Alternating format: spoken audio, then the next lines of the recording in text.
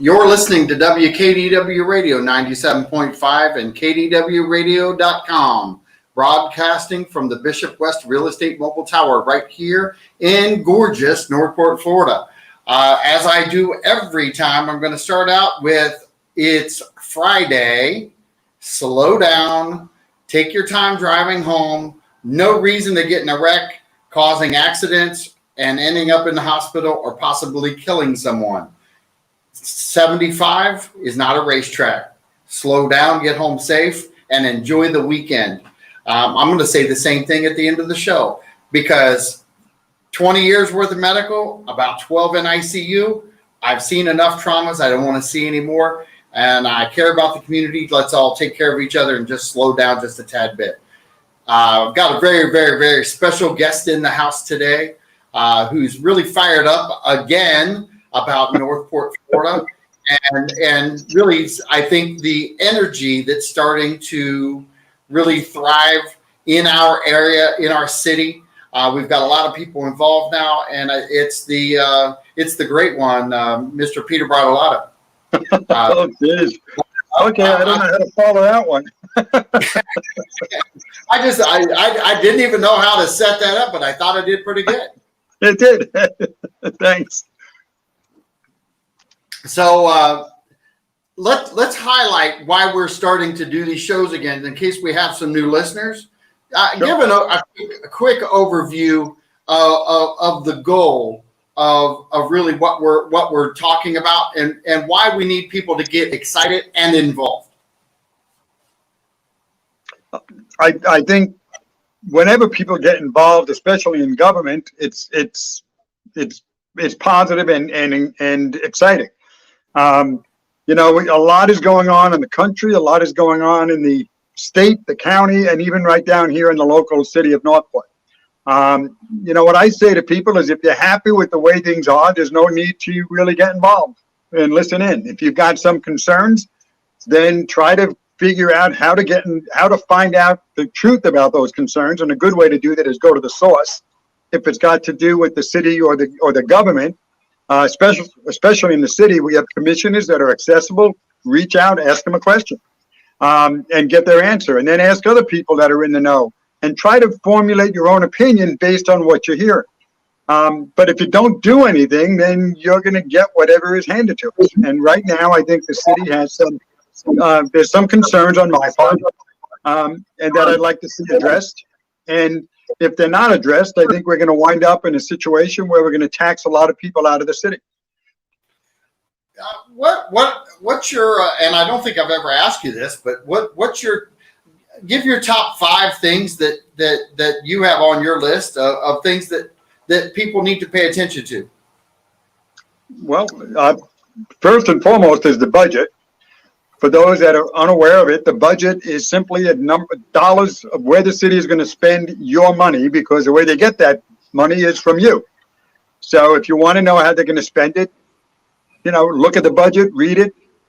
Get involved. There are commissioners that are running open houses where you can go in and you can ask them questions. And I know it's big and it looks complex, but it's basically very simple in the sense that find out what they're spending the money on. If you agree with it, then the next question would be, where do you get the money from? And is it what bucket, if you will, is it coming from? So that's one thing I think people should pay some attention to. Number 2 is what are the projects that they're involved with? And what is the cost associated with those projects? And we've talked about this on this show. There's a potential of $20 million of taxpayers' money potentially being spent on War Mineral Springs to create a park. And there's really no cost associated. They haven't identified operating costs and what goes on after that. But essentially, we'll be losing, after you invest that $20 million, you'll lose another $6 million over the course of 20 years or whatever it was. That should be of concern, because if they do that, the next thing you have is this is a follow up to the pool. A lot of people didn't do anything, so they went ahead and built the pool, knowing that they were going to lose money, and guess what? They are. So you've got to replenish that money. If you lose money in the government, they have to take the money from somewhere to pay the people or whatever that money was going to be spent on. Guess what? It's your pocketbook and mine. So be aware of what those projects are. Another one is Myakkahatchee State Environmental Park. There's talk right now of the city selling that park. Now, I don't understand this, but we say ecotourism is one of our objectives and our goals. And then you take an environmental park, which is ecotourism. People will come here to go to that park, and you sell it. Makes me wonder, why are you selling it? And the answer I'm coming up with is maybe they're going to use the money from that to pay something so they don't have to, quote unquote, raise taxes. And, you know, I never trust politicians when they say they're not going to raise the taxes. We just take money from one bucket and put it in another, and we kick that bottle down the road, and you're going to pay for it sooner or later. So I'm wondering why they're doing that. How many is that? That's three or four? That I think bear looking into and watching. Another one is Welland Park. I don't know if you read the article in the paper. That's not Welland Park. I'm sorry. The what do they call it? The Winchester Ranch Park, which is right adjacent to Welland Park, which is a part of the major complex known as West Villages. 3,600 acres and something like 9,000 homes. And then I hear Mr. Cusick, one of our commissioners, a county commissioner, who's from Englewood, saying this will be great because it'll improve the River Road as a hurricane evacuation route. Well, you're adding 9,000 homes. Let's assume each home has one car. That's 9,000 additional cars getting on River Road to evacuate a hurricane. I don't think they're going to build a road wide enough to handle that. I'm sorry. And then what are you doing? Your hurricane evacuation takes you up to where? I-75 in a hurricane going north. What do you think that's going to be? You know, I'd like to see us do something that allows us to stay in place with local shelter kind of things that we can do. And they're doing it in Babcock Ranch. They're building a hurricane shelter. Those people don't have to leave. They stay right in their community, and they're in a hurricane-proof building, and they wait it out, and then they leave. When it's over, they go back to their homes. So I'm not sure. These are things I think people should be watching. It's on the radar right now. That's four. Okay. The last one would be, and here's a question that I'm asking. Who runs the city? Or who's supposed to run the city?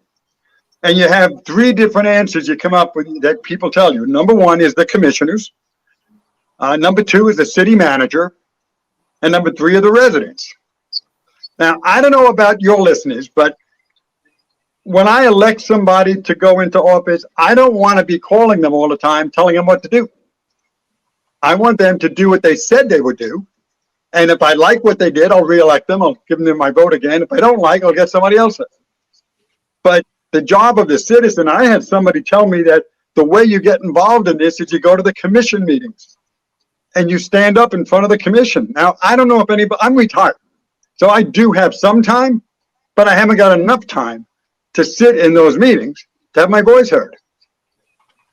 In reality, I think the way it should be is the city manager should run the city. Why? You might ask that question, John. I do ask that question. Well, A, they should be educated. They should have at least a master's degree in city planning. Hello? They should have experience in a city that's equal to, or maybe at least similar to, the size of Northport and a similar budget. And they should have experience in managing staff. Now, look, and that's a person that's probably spent, I'm going to guess, 15 years in government, learning government, and coming to the top position in a city, which is a city manager. Counter that with a city commissioner. There are no qualifications to be a city commissioner other than residency. You have to live in the district you're looking to be elected from. You don't have to be educated. You don't have to have any experience. And then what do we get? And right now, I think we've had weak city management for a while. Jason is an assistant city manager who's being interim right now, and he said he doesn't want the job. and I give him credit for that. But as the assistant, he stepped in when Pete Lear stepped down. But we've got a city manager asking the commissioners what they think we should do. Wait a minute. Should be the other way around. The city manager should be saying, this is what I think you should do. Here's my recommendation. And then the commission can ask questions. And if they don't feel comfortable, they can ask them to come back with a better plan. But in Northport, we ask the commissioners what to do. That's why we have had these meetings for as long as they are. Because we have people talking about stuff they don't know anything about. So I'm going to step back for a second, because I think number 5 is important to talk about, because it actually is the everyday of the other topics. Because we could talk about Winchester, we could talk about the parks, but it ultimately is reversed if we don't understand the city manager's role and what it should be, and how that affects the commissioners in their process. And you know, I interview commissioners, so eventually they're going to come back around for their cycle. And this is going to be a topic that I bring up, is that how does our government flow from their viewpoint, and how should it be, or are we doing it correctly? So kind of break it down in layman's terms on why you think it should be the city manager doing these things, and let it filter from there. Well, first of all, the city manager should be the one that has the experience, who's got the connections. He knows how to get things done because he's done it before. So what, and the real authority a commissioner has, as outlined in the city charter, is they can hire and fire the constitutional officers, which are the city manager, the city attorney, and the clerk. That's it. The city manager hires and fires his staff.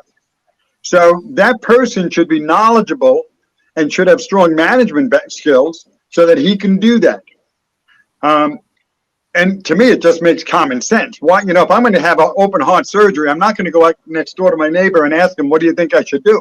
I'm going to call a heart surgeon. I'm going to ask somebody who knows what I'm talking about, who can educate me, and somebody that I can trust, not because I like them, but because they have the knowledge that to get the job done and to do it successfully.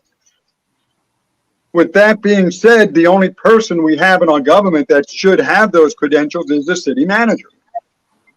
And right now, because he's interim, okay, and obviously they're trying to fill that slot, okay, and I don't want to say less, because he is definitely working to do his best in the role he's filled, and he's actually turned it away for his own reasoning, okay? So his best way to govern right now, or to work with government, is to do what he's doing. What you're saying is, when we do hire that person, they have the then ability to get educated on the city real quick, make good sound decisions, and then also refer that information onto the city commissioners and staff, so that everybody's on the same page and has a more centered vision of where the city should go with better information. Yes. Yeah, but you know what it is, and we do this, and I'm not sure it's not with bad intent, because I believe our commissioners all have their hearts in the right place. They love Northport. They want to do the right thing. But, you know, if you want to do the right thing and you want to help people get well, you don't go into a hospital and start treating people. You get educated. You go through a process so that you have the skills to do that. And we don't do that. We seem to elect people who don't have the skill sets or any experience in managing people, in budgets in excess of $100 million, of strategic planning. And that's probably the number one thing I would add that we need in the city is a plan. And at least have some credentials that you bring to the table, and then say what I want to do. when I get into office. Tell me what you want to do. Then the people can make a judgment call. Then it's up to the city manager to figure out how to do that. But we seem to be spending a lot of time discussing how to do it. So what we get is we get commissioners, and Warm Mineral Springs is just such a great example of it. You know, it was bought as an economic engine. Somewhere in the process, a couple of people, including a commissioner, got involved and converted it into a park. Now, and they tell us with a straight face, we're going to generate revenue from it. How do you generate revenue from a park? You know, the only thing you can charge is admission to the springs, and that doesn't pay enough to cover the repairs that are needed in the place. So there are people telling you it's in the black. That's an out and out lie. It's because it's in the black because they're not taking any of the money and fixing it. But it's going to cost $9 million just to get the buildings up to code and the water and sewer put in. Right. And then another $11 million to build it into a park that generates no income other than admission to the spring and the stay, which means somebody's going to build a hotel in Sarasota County property, which is right next to the springs, and they're going to make the money in the county, and Northport's going to be sitting there. Don't we have a nice park that the residents are paying for? This is ridiculous. Where is the planning on something like this? We have a bird watching tower, for crying out loud, being put in there. What are you talking about? There is no revenue side. Barbara Langdon is the only commissioner who's actually stated, you know, she's come up with a couple of good ideas on what we could do and still keep it in a park, because you're trying to keep some order in the city, if you will. But they keep saying the residents of Northport want this, and I have yet to speak to a resident who goes to the springs or wants to go. Well, actually, on the last show that we did, we actually been talking now a lot about Warm Mineral Springs, and I'm glad you touched on some of the leadership side of things, because it is important for our city to understand that a lot of people here move from other cities, and we're not set up traditionally. We don't have that traditional government. Our government system is really set up totally different than people are used to in New York, Ohio, Michigan. There's just not a lot of comparisons from up north to down here. So it's when they get here, it's trying to educate them on how it works and understanding the flow of business, along with the fact that there are 5 city commissioners who 100% give 100% of their time, and they are doing their best. And God's honest truth, every commissioner I've ever talked to in Northport for over 20 years has been extremely committed to doing one thing. In their heart of hearts, they're doing the best they can for the city of Northport. So this is in no way, shape, or form knocking the city managers of the future, the past, or current. This is talking about structure and where it should be, but it's also not picking on city commissioners and saying, listen, I don't think you are doing the right thing. You can have that opinion, but they're not doing in their mindset. They're doing what they think is best for the town, even with Warm Mineral Springs and other projects. And the reason I set that up like that is, how would you wrap your hands or your arms around people to try to get them to understand that there are a group of people out in Northport who are talking about this now? It is a hot topic, and I'm glad it's a hot topic. We need some action now on topics like this. How would you build the coalition around the idea of what should be happening and how to educate people in Northport at Warm Mineral Springs? You know, I think what you've got to find is some common ground. I can't think of anybody that's interested, or interested in politics without some kind of reason for being interested. So what are the reasons? You know, taxes are going up. Everybody gets excited. Oh, we got to run. They run up to the city. They yell and scream. They don't raise the taxes. And then everybody goes home and we forget. And then the next issue comes up and everybody runs to the government, and then we forget it. We need to, I think we need to find qualified people that can get us to where we want to go at the elected level, at the elected officer level. And let me explain what I mean by that. First of all, Northport needs a plan, which it doesn't have. They'll tell you they do, but I have yet to see it. And when I say a plan, I mean a plan that they are actually executing on. Okay? So if you don't have a plan, you don't know when you get to where you're supposed to go, you don't even know it because you don't know where you're supposed to go. So how do you got to start with a plan.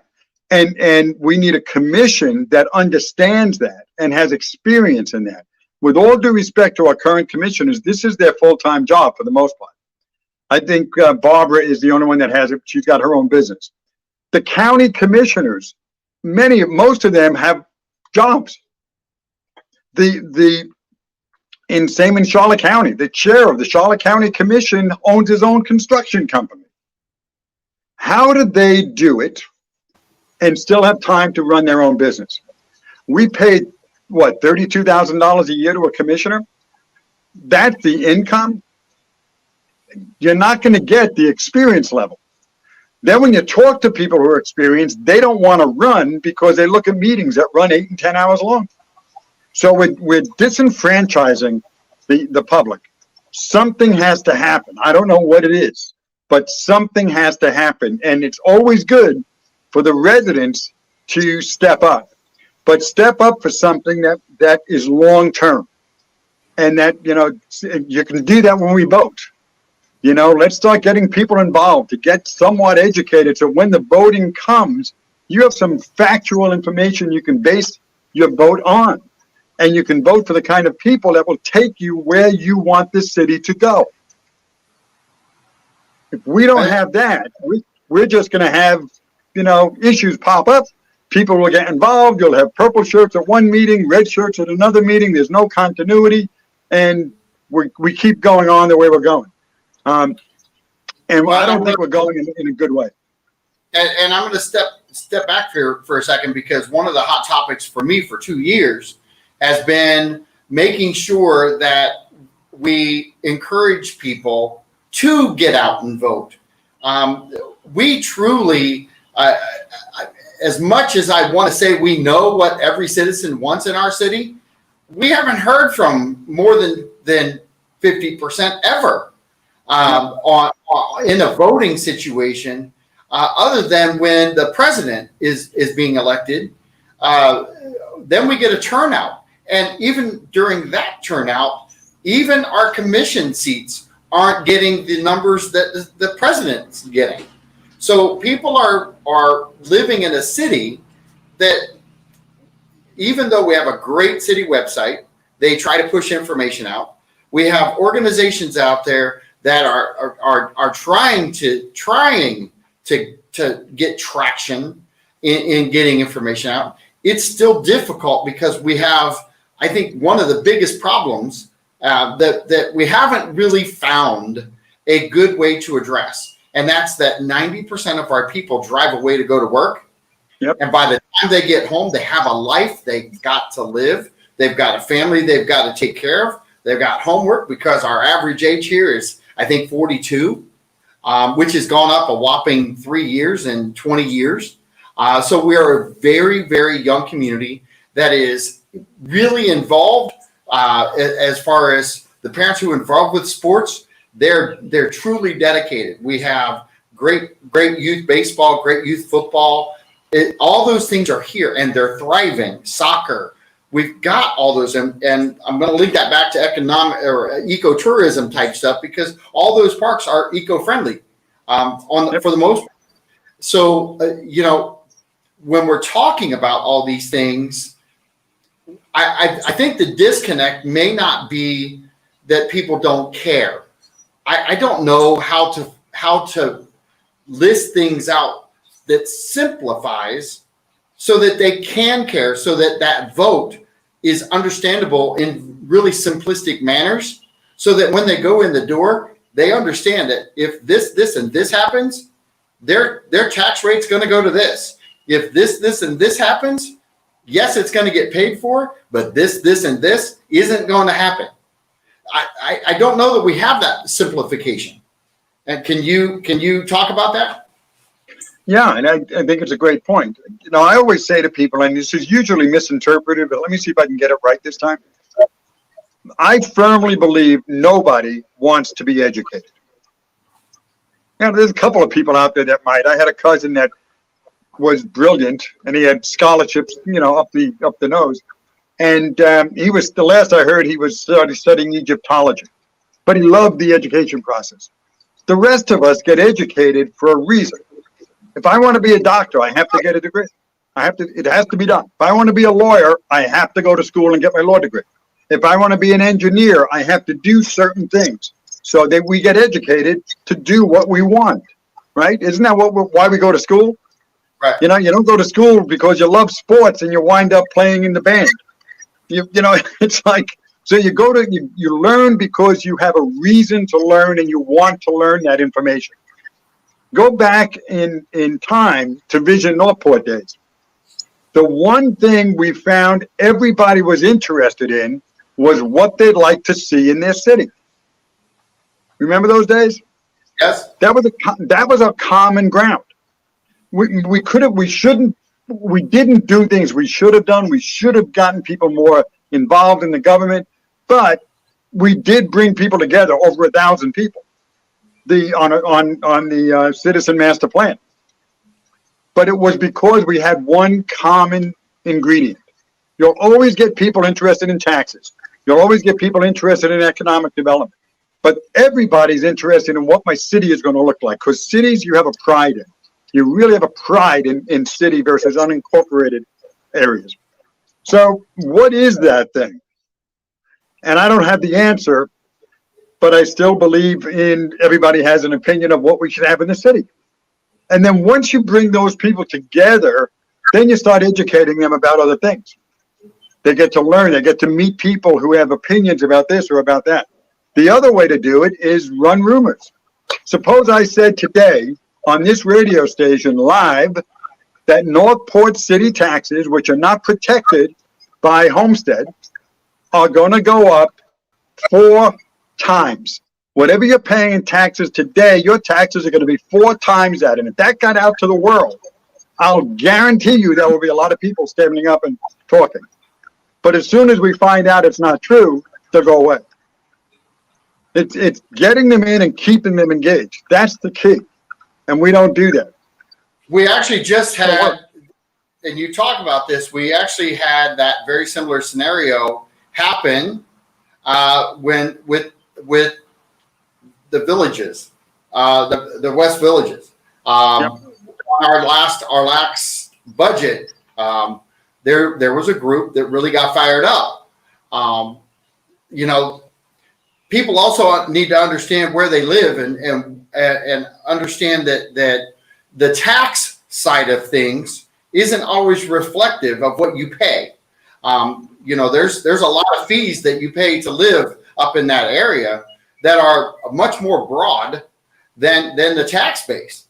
Yep. So it's a catch-22 there, you know, because they've chosen to spend a lot of money where they live.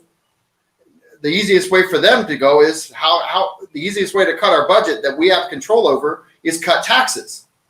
Well, yeah, but are you cutting services? Are you gaining services? Is there a wash? How are you going to pay people back for that?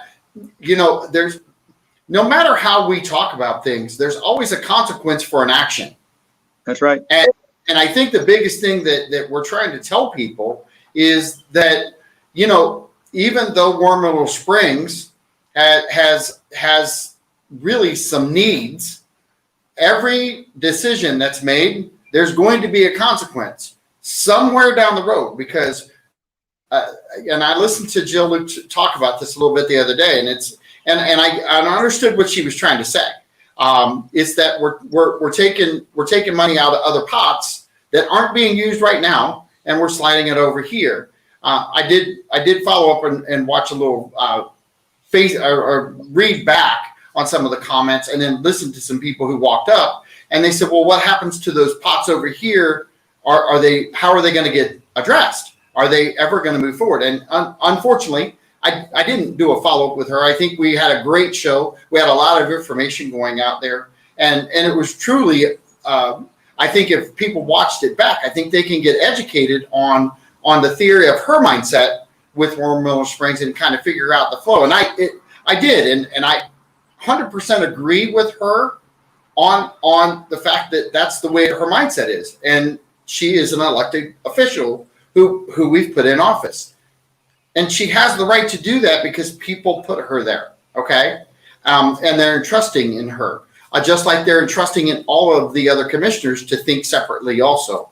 But it is a great question that when you start pulling money from other spots, how do you replenish that without boosting tax, or what's going to be taken off the plate the next time? And I'm a believer that we have to take care of Warm Mineral Springs at some point, because we bought a neglected piece of property that was neglected for decades, and people made money off of it for decades because they didn't take care of it. And I kind of understand what you were saying, because I asked the question. I know we're in the, let's say we're in the black, okay? Let's say we're 100% in the black. My question is, when we spend $9 million, since we've owned it and we've made money, and we spend $9 million to get phase one done, is it still in the black? Because if you're going to spend $9 million on that park to bring it up to par, which I know we need to do because we can't let it disappear, because then we don't have anything, you know, and I agree with her on that stance. But the reality is if we spend $9 million, it's not in the red anymore. It's not in the black anymore. It's in the red. And I think it's a simple mathematic thing that's going on. But how and I think because I'm talking to everyone about this and I'm not trying to form my own opinion, it's because I can see where the confusion comes in, because we haven't. Yep. Go ahead. And to that exact point, they're saying it's going to cost us $9 million to bring it up to speed, to fix those historical buildings, et cetera, get the water and sewer in. And it does need water and sewer. It needs something because the septic system is destroyed over there. But take $9 million. Let's do this. Let's take $7 million, because they say they've got $2 million in reserves from all the profit they've been making over the years. So $7 million they're going to spend, right? You divide that by 229,000, which is what the new economic development study says at the high point, based on their plan, you will generate in taxes from Warm Mineral Springs. Okay? Wait a minute, I did the wrong numbers here. Give me 1 second. 7 million divided by 229,000. It'll only take 30 years. So tell me how that operates in the black. The math doesn't add up. So I would say they do one of two things. Let it go to pot, or show me a way that you can at least cover your expenses. And they're not there. The latest report that I saw, and I've told you and I've talked about it, they're losing some $600,000-$700,000 a year. And that's, how do you go to the public and say you're going to do that? So they've got to decide, either sell it and get somebody who can take care of it and do it right and knows how to, turn a profit on it, or just fix it up as much as you want. I don't care if you put teepees on the property, just don't take money out of my pocket to pay for it, because I get no personal benefit from that park. It's an expense item right now. That's all I ask for, and nobody can answer that question. And that's what everybody should be asking. Well, and you're talking about the report. Can you explain the report and where it's at? Yeah, the Economic Development Department commissioned Camoin, I think their name was, a consultant out of the New England area, to do an economic development study. I think it cost us $50,000, don't quote me. And they did what they created was a report that didn't tell us anything we don't already know, but it did put some real good facts behind what we feel, including 90% of the population leaves the city every day. Every single day, 90%. I thought it was 75. So 90% of the population leaves the city every day. That's scary. It was bad enough at 75. Right. So, and then went into a lot of other, it's 175 pages of detailed factual information. And I was one of the people interviewed on that. And I got to see it. They showed us all right before they showed it to the commissioners. And I said, I think it's a great plan and they want us to go out and promote it to the community. And I said, here's the downside of it. If you take the plan and present it to the public today, as it stands, the questions will be, what are we spending this much for on this? Or why are we spending? There's no outcome. Tell me what the town center is you're talking about. Tell me what I can expect to see there. Tell me what the entertainment district is or whatever it is you're proposing. Give me a vision that as a resident, I can hang on to and say, wow, I want that. That's great. I want to see that. Does that make sense? Yep. Yep. Okay. So go ahead. So that's what I'm saying. And we don't have any of that. There's no outcomes. It's a report that says, we're going to make for this much money that we invest in infrastructure, we're going to get back this much. But it doesn't get me excited as a resident. We need another piece to it, and that's the visioning piece. Well, and we've been talking about Warm Middle Springs for a long time. We've been talking about engagement for decades. We've been talking about trying to get people rallied around topics, and that's why I drew out 5. Okay, and five topics that are really 3 when you think about it, because the other 2 are really getting yourself educated on how the city actually functions, which I reversed and said those are really the first 2 because you need to I think better your words than mine. You have to have a plan of attack if you're going at city government, and if you don't understand what you're attacking, then you're kind of going to City Hall wondering what's happening. And the city website, and she's got it up now, but there is a master plan for the city website, and it's got great information, and they are counting on that information. Every one of the commissioners are really making decisions now based off that study. And it was needed. 15 or 20% more drive away going to work doesn't shock me, doesn't put me at odds end, because I know if I go to our city for lunch, I can get in and sit down. I know if I go to other cities and sit down for lunch, I'm going to wait for a half an hour. So it's all relative. And you can really scope that out and check it out yourself, because we have been called a bedroom community for years. I hate it. Don't like it. I don't like the label. The reality is when 90% drive away to go to work, you've got to find a way to get 90% to engage back in, I think, really three good hot topics that directly connect them to maybe tax dollars and what they may have to spend if things don't turn out the way things are projected. We can project a lot of things, and I'll talk to the commissioners and Parks and Rec as we go through these, because I think this is great engagement for people to listen to and to share. I understand we were having some breakups in Facebook, so I apologize for that, and I hope we can get that corrected for the next time you come on, Peter, because I think having voices that are, one, the same as city commission, the same as the city manager, those are all good. I also think we have to have a little bit of conflict in there too, because we are a mixed city. We have a lot of people with different ideas and different thought processes.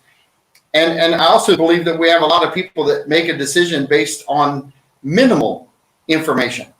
And and I think trying to get people engaged to talk about is the first thing, so that the conversation can start. And can you talk about starting conversations about the topic that we're talking about now, and why and I'm going to use your words again, why you're reinvigorated into talking about these things? Okay, yeah. That's a great plan that they put out, their master plan, but it doesn't show and people will look at it and say, wow, that's really nice. It's a lot of pretty pictures and it looks good. But put a price tag on it. And a few weeks ago, I put a post out on War Mineral Springs costing the citizens, losing $600,000 a year. And I can't tell you how many responses we got. And a lot of dialogue started on that. I didn't know that. I didn't realize that. So it's one thing to say, wouldn't you like to see this? And it's, wow, it's really nice. Ooh. But it's going to cost you this amount of money every year. And all of a sudden, people say, wait a minute, I like it, but I don't like it that much. When we did a poll with Vision Northport, we asked people, do you believe in economic development? And should we have it? And over something like 90% said yes. The next question was, how much would you be willing to raise your taxes every year to have it? And the answer was zero. I think the answer was like zero, $10, $20, $50, and $100. Over 60% said $100. That means people get that concept. When I see War Mineral Springs, and I just did a post on it yesterday, the responses I'm getting is it's a mud hole, it's a stink hole, I wouldn't go there, I wouldn't, sell it. It's all negative. So somebody's got to sell this vision. And here's where the vision falls apart. There's no revenue stream to it. I'm sorry, there is no revenue to it. So it's all expense. And people aren't stupid. They see that. So you got to build it in such a way that it's got a positive outcome for me as a resident. And a good example about how people get engaged can go back to the Murdoch Village days. When the county, Charlotte County, was looking to purchase something like 1,000 acres of individual lots. There were like 300 lots, of which I think 70 had homes on them. They purchased that property, but they couldn't get the public behind it. And Matt DeBoer at the time was a commissioner and he lived in Northport, was saying how he would go out and preach the benefit of it, and nobody would buy it. Then they created 5 slides, big boards with pretty pictures, and they went out and they talked about those outcomes. And the community got behind it 100%. So the moral of the story is, tell me what I'm going to get for this. And when you tell me I'm going to take $20 million of taxpayers' money, and I'm going to have an observation tower, I'm going to have a small, music center for whatever, I'm going to have walking pads. The average person isn't going to get fired up. It's a park. And if you live east, what would it be, east of Biscayne, that's a long drive, right, to get over there. So what's in it for me? People don't get it. All right, so let's stop here for a second, because I think ultimately, because I've been listening to the topic, and I'm really trying to stay neutral and listen to everybody and how they're referring to War Mineral Springs, and I'm trying to really get people to think. And so I'm going to ask you a question in a different manner, because the end result is we have buildings and areas right now that I can't even begin to tell you that desperate probably isn't the word for needing updated. Okay. They are in a position now where I think as a city, we have to assess it as, do we have a value in the buildings that are there? Do we have a value in War Mineral Springs?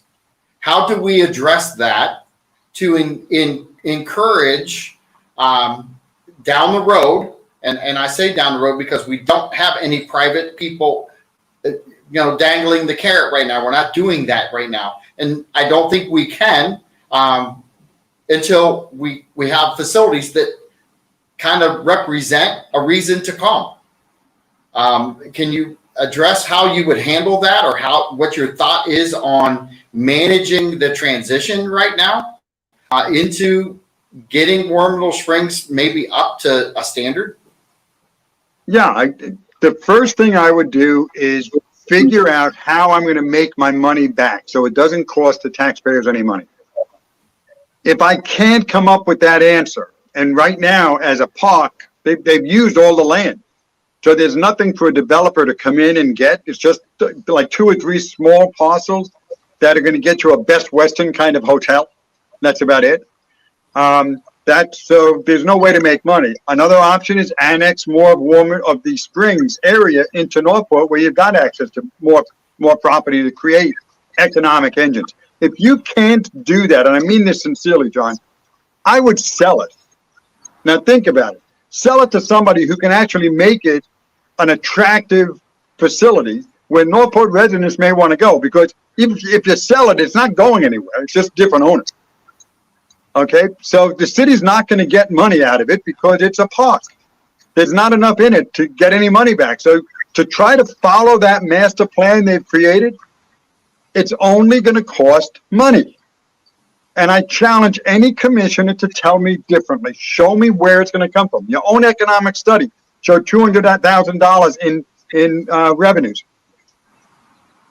in tax revenues. There's nothing in the plan that does that. So maybe we're better off selling it to somebody who then pays the city taxes. It goes on the books and we get more tax revenue from it. And Northport residents, guess what? You still have access to it. And the historical buildings, they can't turn around and destroy them. They got to fix them up. Let somebody else do it. And by the way, I know personally of developers that would invest in that property, counter to what you're being told by commissioners. I've told the commissioners this. I've yet to receive a return phone call asking me who they are. And these are multi-$100 million developers willing to invest in Northport. And so I want to step back just for a second. I know I can't believe we've talked for almost an hour now, but we've got about 6 minutes, and I know Facebook has got some comments coming, and Marie is going to post a couple. Okay, good. Throw a couple up there, Marie, please do. Because go ahead. 100% knew this was a bedroom community when they moved here. Build out every ounce of commercial property, and they still won't have enough jobs to stop the need for commuting out. I don't disagree with that in the sense that put that back up real quick, please.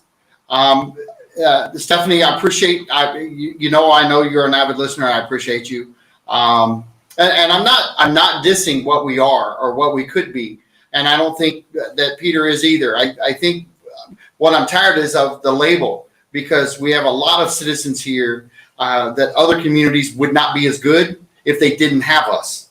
But we've got to find a way to at least bring the number of 90% down. Peter, you want to read that and go ahead and answer it? Yeah, I mean, and I grew up in a bedroom community, so I have no problems with a bedroom community. But I grew up in a place called Massapequa Park on Long Island, New York. There were tons of high-paying jobs within a half an hour to an hour's drive of your home. So the property values went up. It was people wanted to live in the suburbs in a bedroom community, but there were plenty of jobs. What are the jobs we have that people are traveling out of town for? Waiters, waitresses, minimum wage jobs. That is not a bedroom. That is not what a bedroom community is supposed to be. So, we have to attract high-paying jobs, and we have to have a way to educate our people, the residents, to get those jobs. That's why we fought so hard to get that. What do you call it? These Suncoast Technical College. I'm going to had a brain drop there. So we fought hard to get that so we could teach the skills needed for those higher paying jobs, and people wouldn't have to commute. But what we're doing is we're building retail. So the person who's got a waitress job in Sarasota doesn't have to drive to Sarasota anymore. Now they can do it in Northport. It's still minimum wage employment. We got to figure this out and stop using the term bedroom community unless there are high-paying jobs around us, and there aren't. Sarasota it's a tourist town. Come on, it's not it's not the meccas where those high-paying jobs occur. Well, and Stephanie's actually prime for what I talk about, because she's a business owner, paint, different things like that, and yes, she drives away, and all these things are important, but the pride of business ownership is strong here. Return for people who own the businesses are very strong, because we have a great outlying area that has a need. But I think more so than anything, yes, while we understand that 90% of the people drive away to go to work, what are they driving away to go do? Because there are a lot of business owners who are here, and yet they claim they drive away to go to work. And the fact is they're picking up jobs elsewhere in the surrounding communities. Yeah. Building what you're talking about is sort of like building the infrastructures to a town. And I am literally going to run out of time if I start you on this topic.